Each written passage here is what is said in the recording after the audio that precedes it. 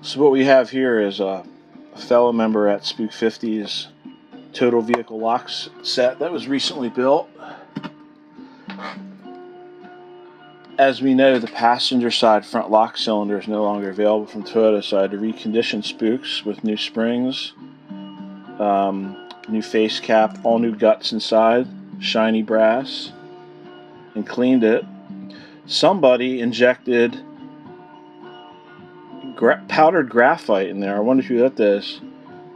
That shit's nasty. Stuff's nasty and should never be put in any Land Cruiser lock.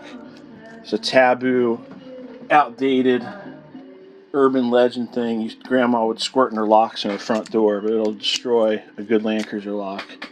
But Spook's in good hands. He's got new guts.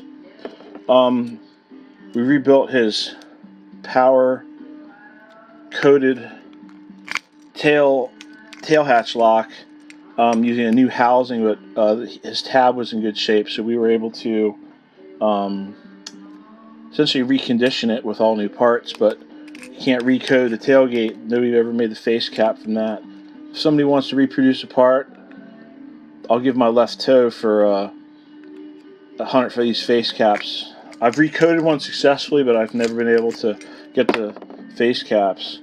Fuel doors, new OEM Toyota, just simply recoded. Driver's side door, new OEM Toyota, simply recoded and rekeyed. And a new OEM Toyota ignition lock. Never skimp, always genuine parts, whenever and wherever possible. Everybody gets new lock pads for the driver and passenger side door, as well as OEM retainers, which secure the locks to the doors. Rusty old crap from the 80s doesn't quite cut it, man.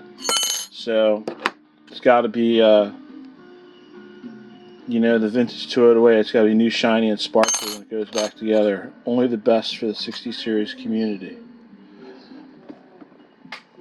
Talk to you soon, Mr. Spook.